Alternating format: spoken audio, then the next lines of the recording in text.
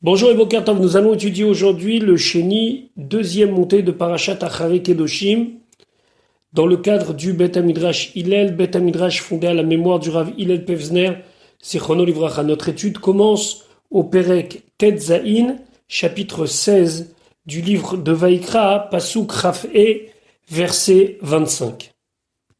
Donc ici la Torah continue à nous décrire le Seder Avodat Yom Kippourim. On se trouve plutôt vers la fin du Seder Avoda, donc Pasuk Raf E, Ve'et Chelev, et la graisse à Khatat, du Korban Khatat. Donc après avoir sacrifié les Olot, le Ola c'était le par du Kohen sur lequel il avait fait son vidouille, et le Seir, le bouc qui avait été consacré à Hachem. Alors il fallait maintenant que le Kohen brûle le Chelev à Khatat, la graisse du Khatat, Yaktira Misbecha, il va la brûler sur le Misbech. Rashi Chafevet Chelev à Khatat, et mouré par Vesaïr, c'était tous les morceaux à brûler du taureau, le sien, Vesaïr, et du bouc, celui qui était consacré à Hachem pour expier les fautes des Béné Israël. Yaktira Misbecha, lequel? On en a deux. On a le Misbech Hazav, on a l'autel en or, et on a le Misbech Haola, le Misbech HaNechoshet en cuivre qui se trouve dans la cour du El Moed.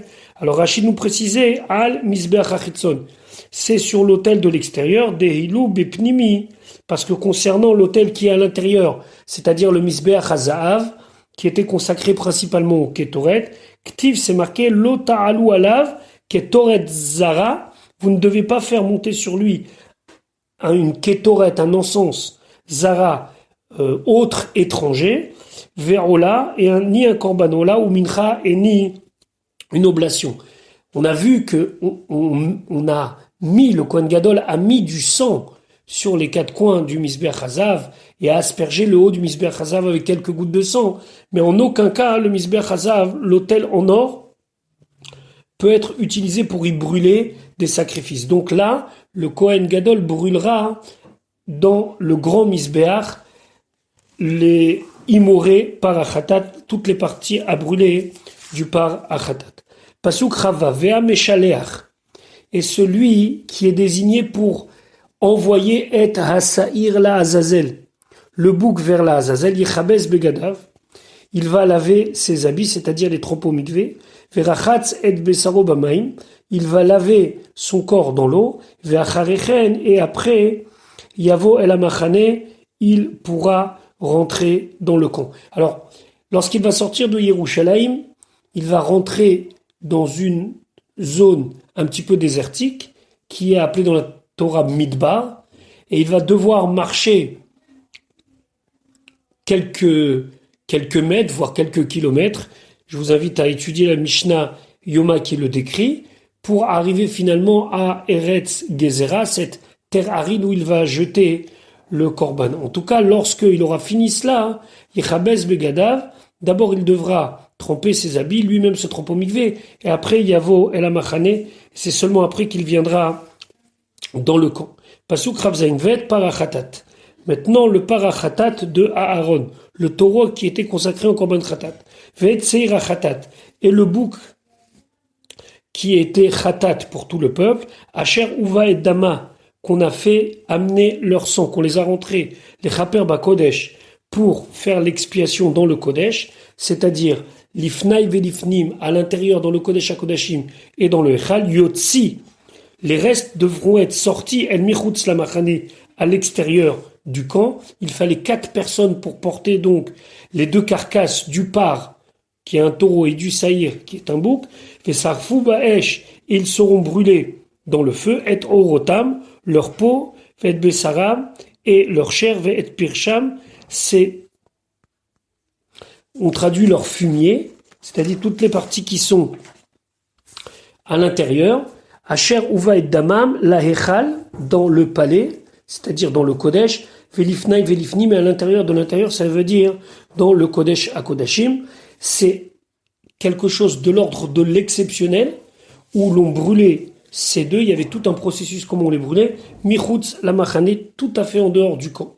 Pasuk Rafret, Veasoref Otam, et celui qui les brûlait, donc qui participait à cela, Yichabes begadav, il devra laver ses habits, verachatz es betsaro bamaim, il devra laver ses habits dans l'eau, c'est-à-dire se tremper au mikvé et tremper ses habits au mikvé, ve'acharechen, et après cela, yavo el machane, il pourra rentrer dans le machane.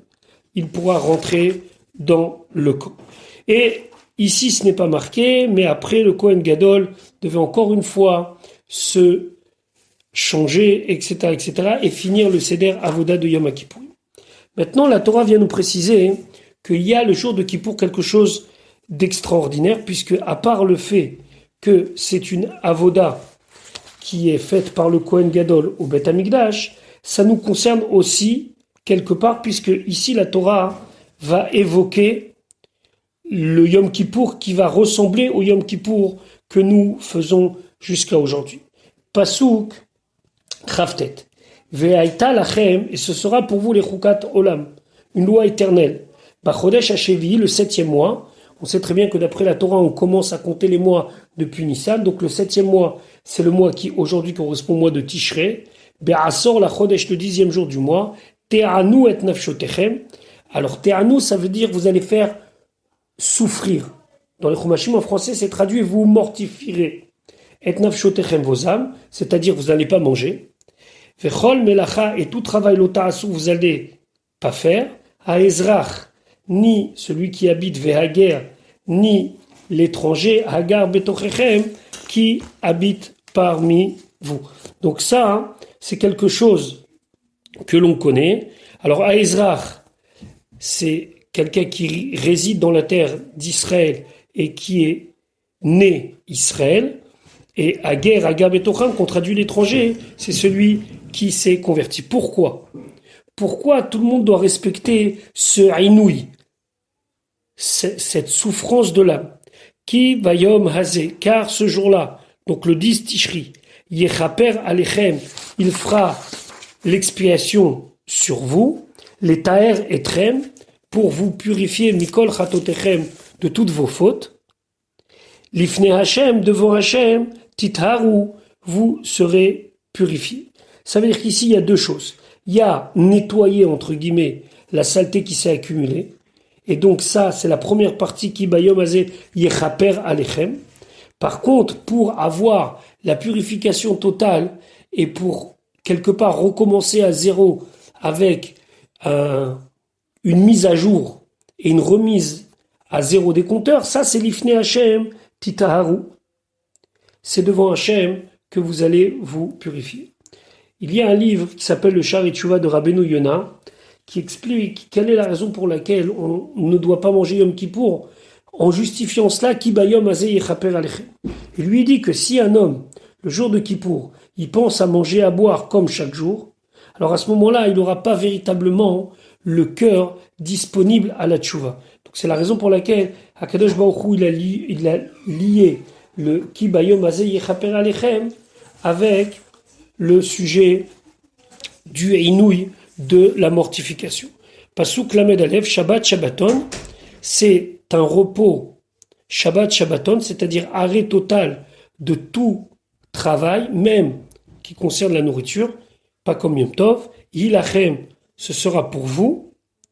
Ve'innitem et nafshotechem, donc vous allez faire souffrir, vous allez mortifier et nafshotechem, vos âmes. Et quand on dit vos âmes, c'est votre corps en ne mangeant pas et en ne buvant pas. Chukat Olam, c'est une loi éternelle. Et par cela, ça veut dire que même lorsqu'il n'y aura pas le Beth Amikdash, il n'y aura pas le Seder Avoda de Yom Kippourim, il faudra quand même faire les mitzvot liés à Yom Kippour. Maintenant, la Torah va nous préciser que la Avoda de Yom Kippourim, le service de Yom Kippourim au Beth Amikdash ne pouvait être fait que par le Kohen Gadol. Le Kohen Gadol, le grand prêtre, n'est pas obligé de servir au Beth Amikdash tous les jours. Il a priorité, mais c'est pas obligatoire. Il y avait un service qui était assuré par des Kohanim normaux, entre guillemets, simples. C'est-à-dire qu'on prenait toutes les familles des Kohanim, on faisait un recensement, on partageait en 24 mishmarot, en 24 tours de garde. Dans ces 24 tours de garde, il y avait des familles de Kohanim qui étaient responsables, qui venaient travailler une semaine au Beth Amikdash, et le Kohen Gadol, il pouvait ou pas travailler au Beth Amikdash. Quand je dis travailler, ça veut dire faire le service du Beth Amikdash. Donc rien ne l'obligeait tous les matins à être là pour faire le Tamid Shel Shachar, pour faire les Ketoret, la Menorah, etc., etc. Yom Kippour, c'est pas la même chose. Yom Kippourim, la kapara ne passe que par le Kohen Gadol. Pasuk Lamed Bet Vechiper à Kohen. Et il fera la kapara, il fera l'expiation, le Kohen. Asher Yimshachoto, qui aura été oint. Ça, c'est la première solution pour que un Kohen devienne Kohen Gadol, c'est quand on lui met l'huile d'onction. Va'asher Yimale et Yado, ou bien, deuxième solution, Va'asher Yimale et Yado, celui qu'on aura rempli, ça veut dire qu'on aura chargé de la mission, les Chaen Tachat Aviv, de officier, de devenir prêtre à la place de son père. Comment on faisait? On lui mettait les habits de Kohen Gadol et c'est ce qui permettait de lui donner ce titre-là. Velavash, et il va s'habiller et Bigde Habad, les habits de lin, Bigde HaKodesh, les habits de Kodesh. Alors ici, Rashi va nous expliquer, Rashi Lamedbet, Vechiper HaKohen Asher Imshachoto, Kaparazu, cette kapara, cette expiation chez Yom HaKippourim, du jour de Kippour, Ena Kshera, elle n'est valable, elle a seulement Bekohen Gadol. Pourquoi?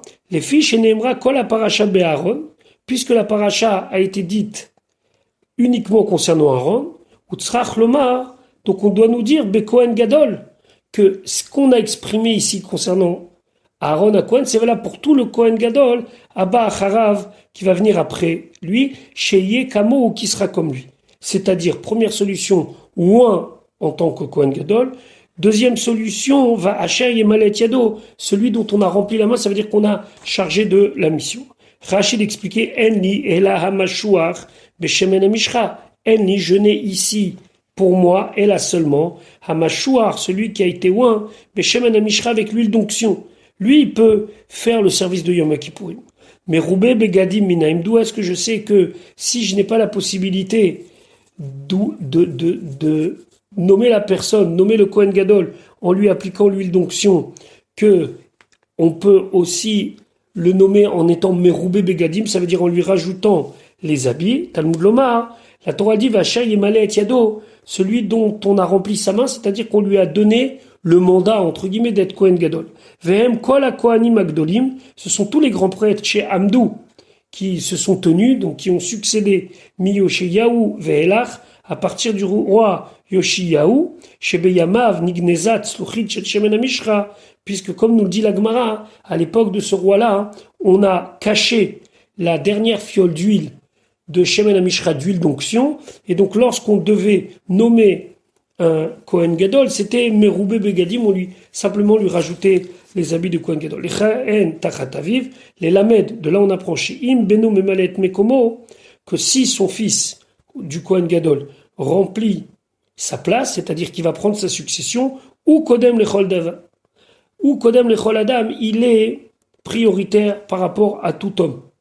Si, bien sûr, il est shayach. Si, bien sûr, il peut faire cette fonction de Kohen Gadol. S'il ne l'est pas, alors on choisira un autre Kohen Gadol. C'est important de savoir que le Kohen Gadol était choisi selon des critères où il devait se distinguer Bechorma par sa sagesse, par sa beauté, c'est-à-dire qu'il devait être grand, imposant, il devait éveiller le respect, et même dans sa richesse. Et même s'il n'était pas riche, on le rendait riche pour qu'il soit complètement indépendant. Pasuk, Lamed Gimel, Vechiper, et il fera l'expiation et Migdash à Kodesh sur le Migdash à Kodesh, ça désigne ici le Kodesh à Kodashim. Ve'et Oel Moed, El Oel Moed, c'est la tente d'assignation. Ve'et Hamizber Yechaper, il fera l'expiation de l'autel. Ve'al la Kohanim, et sur les Kohanim. Ve'al Kol Akal, Kol Am Akal, sur tout le peuple de l'assemblée. Yechaper, il fera l'expiation. C'est avec les différents sangs qu'il va asperger aux différents moments de la journée. Pasuk Lamed Dalet, Ve'aita Zot Lachem, et ce sera pour vous les Chukat Olam, une loi éternelle, les Chaper, pour faire l'expiation al Bnei Israël sur les Bnei Israël, Mikol Chatotam, de toutes leurs fautes, Achat Bashana, une fois par an, il y a quelque chose de particulier dans cette journée-là de Yom Kippour qui fait que le jour même pardonne et le jour même amène l'expiation à celui qui le respecte. Vayaas, et il a fait donc Aaron Kacher Tziva Hashem et Moshe, comme Hashem a ordonné à Moshe. Rashi la bête Dalet, Vayaas Kacher Tziva, Keshigia, lorsqu'arrivera Yom Kippourim, le jour de Kippour, Asa, il devra officier Kaseder Hazé, comme cet ordre-là.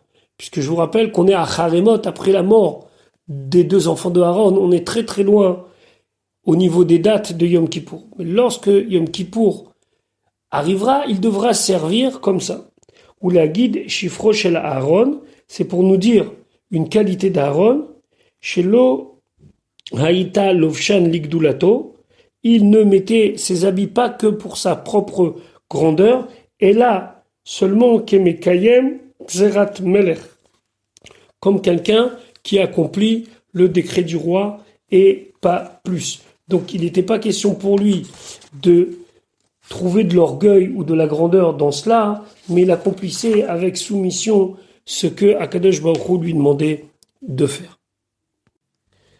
Donc nous allons maintenant étudier les lois qui concernent les sacrifices qui sont faits à l'extérieur du Mishkan. Jusqu'à qu'Akadosh Baruch Hu se fixe une résidence parmi les Bnei Israël, le Rosh Chodesh Nissan 2449, la notion de sacrifice pouvait se faire n'importe où. Maintenant, la notion de sacrifice ne se fera uniquement que au Mishkan. Et par la suite, au Mikdash. Il y aura une petite période où on sera entre l'un et l'autre, lorsqu'on va arriver en Israël, s'y installer, etc., etc. Mais le principe général était que les corbanotes devaient être faits au Mishkan. Et lorsque le Beth Amikdash va être détruit, ce ne sera que et exclusivement au Beth Amikdash. Maintenant, quel est le lien entre ce que nous avons expliqué précédemment et ce que nous allons étudier aujourd'hui? C'est que avant, on a vu que le jour de Kippour, il y avait le bouc émissaire qui était envoyé en dehors de Yerushalayim, en dehors du Mishkan, et l'Eretz Gezerah, il était jeté. C'était le Sir la Azazel. On aurait pu croire que finalement, il y a quand même une partie des sacrifices qui peuvent être faits en dehors de Yerushalayim, en dehors du Beit Hamikdash, en dehors du Mishkan, pour notre cas ici, dans le désert.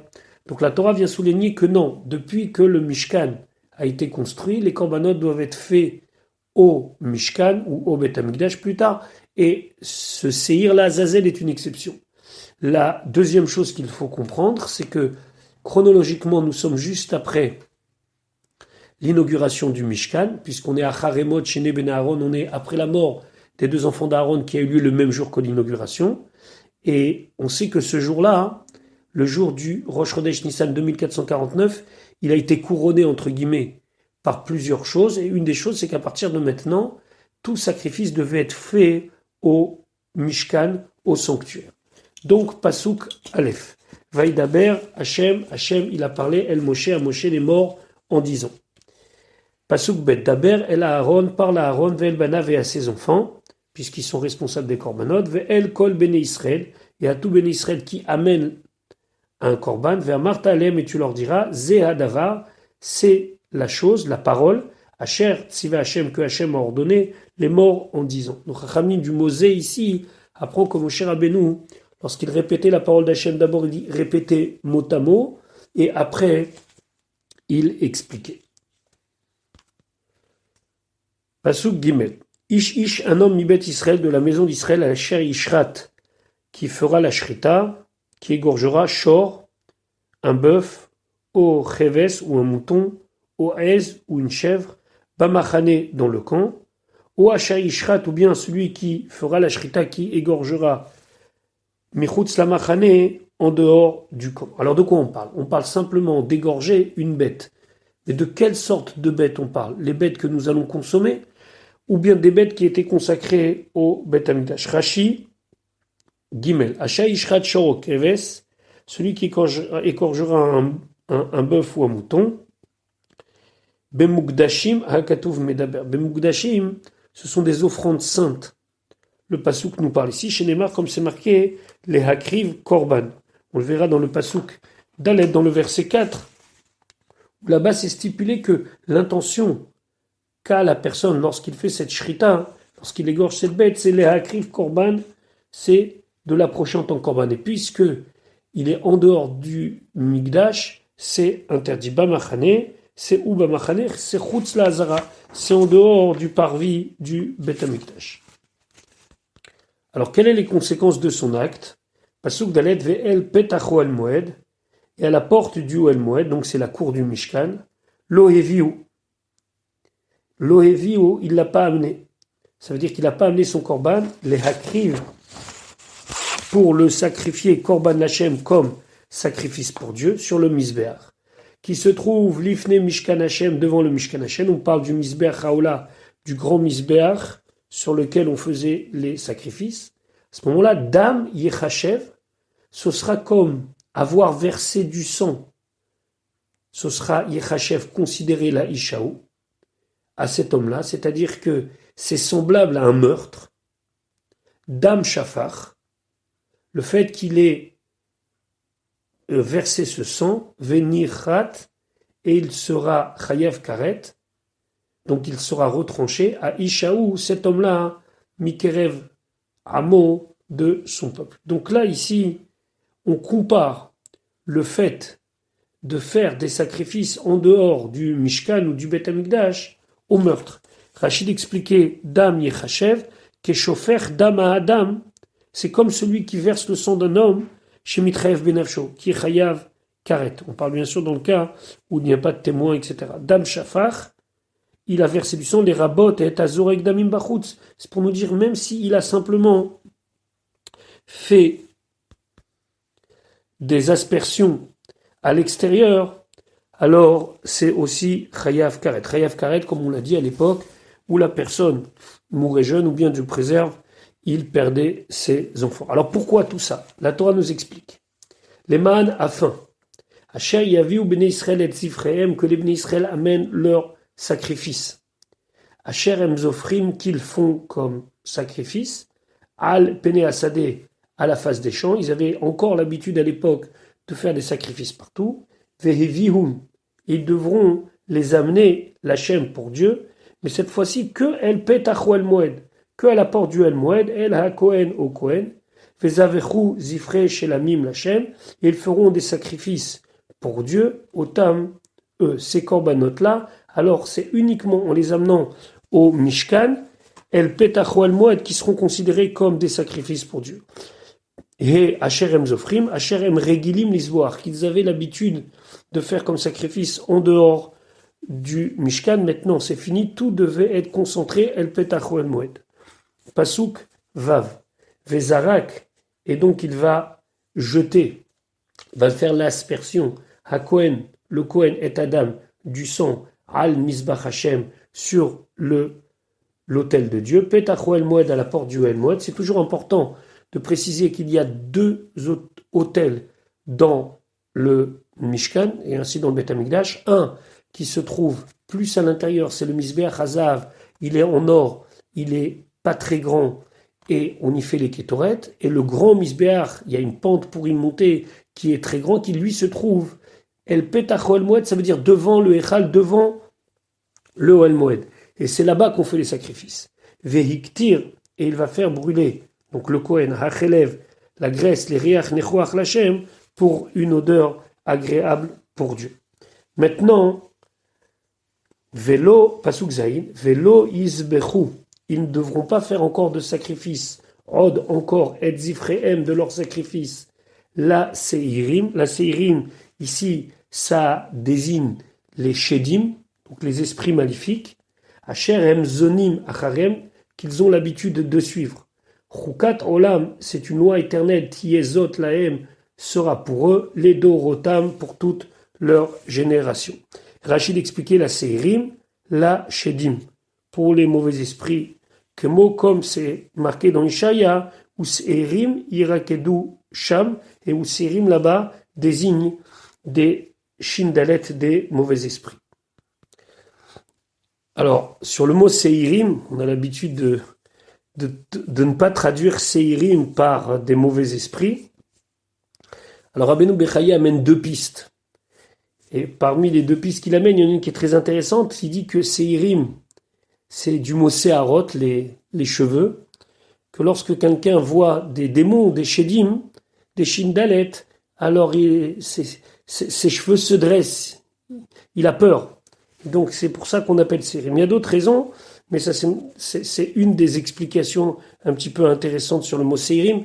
D'autre part, ici on voit à la fin du Passouk que à l'époque, et surtout en Mitzrayim, ils étaient tellement plongés dans la Avodah Zarah qu'ils avaient l'habitude de faire des sacrifices pour d'autres spiritualités, entre guillemets, pour ne pas dire le mot divinité parce que c'est pas des divinités.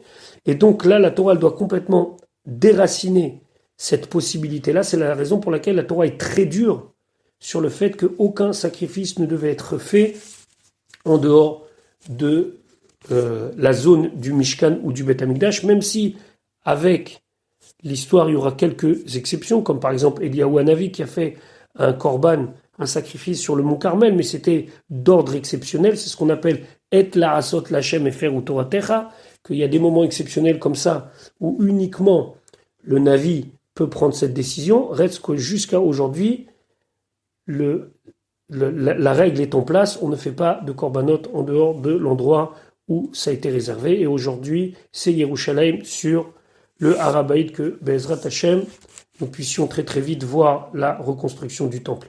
Voilà pour aujourd'hui, je vous souhaite une bonne journée.